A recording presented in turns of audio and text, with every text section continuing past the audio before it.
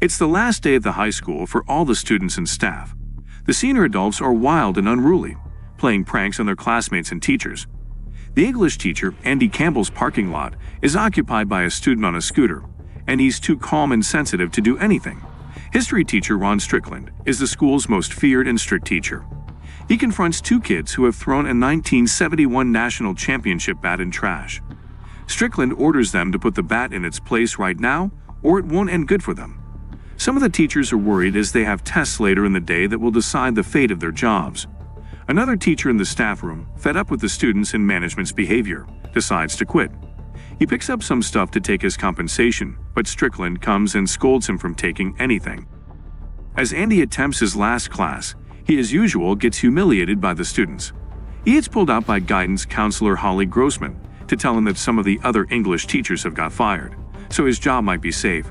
He gets really happy that the rest of the English department is safe from the students. Later, some students can be seen saying that Neil will prank Strickland today, and this is going to be epic. Andy calls his wife, who is expecting a second child, and talks to his daughter about her dance competition. As Andy was going back to his class, Strickland stops him and asks for his help to fix the AV. He hesitates, saying that he has to take class, but he threatens him with a knife and takes him to his class. Strickland is playing a video on a VCR, but notices that the picture will play for a few seconds before turning off. Andy recommends him to give a free period to students, but he angrily denies. Andy finds out that a student is controlling the screen with a remote. He tells Strickland about the kid. Furious, he smashes his phone at the wall. The student then passes another remote to Neil, who turns the screen off again. Strickland gets furious and throws the rack down, takes a broom, and started breaking the furniture. Students got terrified and left the class. Strickland then says to Andy that all the teachers must stick together. In the next scene, the enraged school principal Richard Tyler shows his messed up room and says that he doesn't even have time for cleaning. Andy says that he might talk to Neil to discuss about this matter, but the principal says that he will fire the whole department. Andy points his finger at Strickland and says that he did it. He tries to cover up the situation by calling it an accident. Principal immediately fires Strickland and orders them to leave. Strickland gets furious at Andy and says that they both will have a fist fight in the parking lot and everyone will watch. Andy clarifies his position that he has to go to a talent hunt with his daughter, and his baby is also on the way, so he needs this job the most.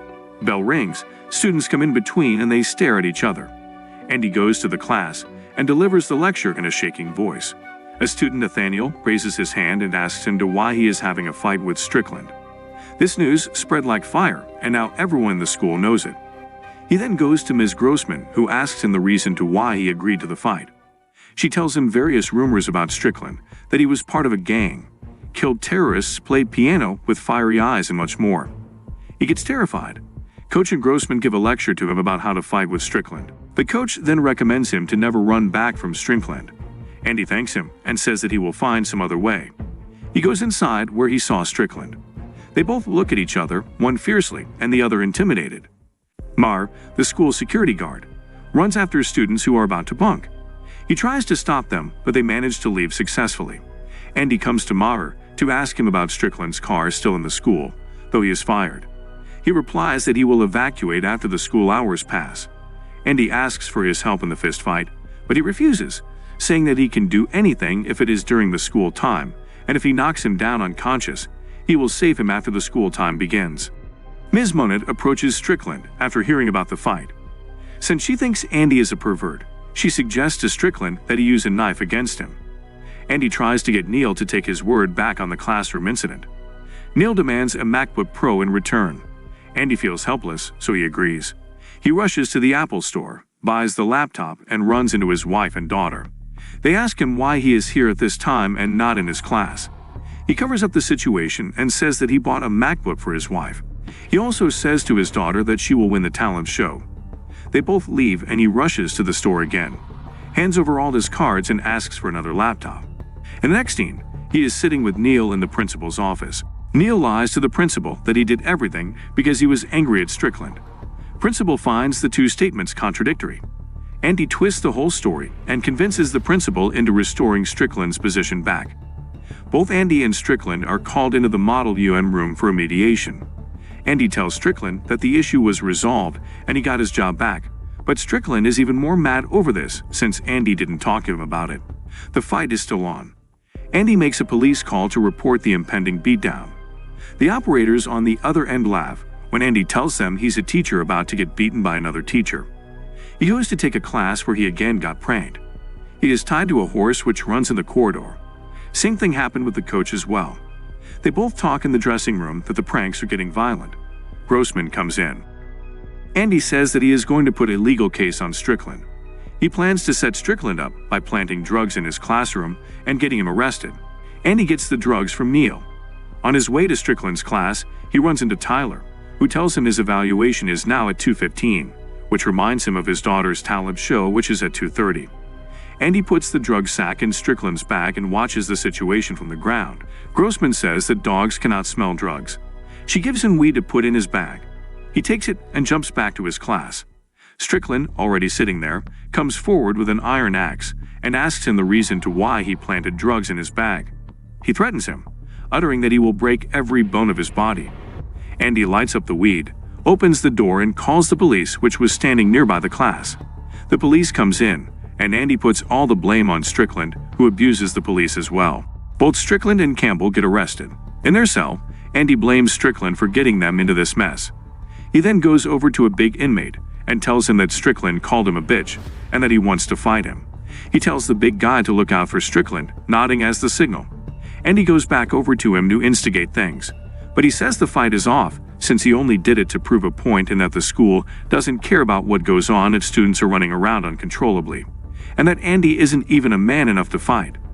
When Andy tries to clarify that the fight is off, Strickland nods, bringing the big inmate over. He then realizes that Andy set them up, so he takes down the big guy with a sleeper hold and tells Andy the fight is still on. The police officer comes in and reports their leave. The clock strikes 2 and Andy runs to the school for the interview. Crawford comes out and tells Andy that he, Pauline, and Munnett have all gotten fired. Andy then barges into Tyler's office and sees him listening to a story from the superintendent. Tyler says that they've fired enough teachers for the day and must discuss upcoming changes to the school. When Andy asks the reason, Tyler says it's none of his business. Andy finally puts his foot down and speaks up against the exploitation. He asks for his rights and asks them to improve their management. He also tells them that they sucks at their jobs and leaves. He then rushed to his daughter's school for the talent show, but he is too late as she has done a pitiful solo performance. Andy asks his wife to play the big scene song and runs to his daughter. They dance on the song together, which was a reply to a bully named Trisha. He apologizes for the strong language at the end, and they both go backstage. Students break a huge round of applause for her while Trisha looks astonished. Her daughter then asks him to where he is going, and he replies to a fist fight. He has learned to stand for himself. He goes to school with the unshaking confidence and heads to the ground for the fist fight. Students divided into 2 parties start cheering up their fighter. Strickland knocks him down at the very first punch, but the fight takes a turn. He gets up and attacks him. Several other items also become a part of the fist fight, such as the baseball bat and tennis racket. Andy goes inside the campus and everybody comes in. The fight took multiple twists and turns.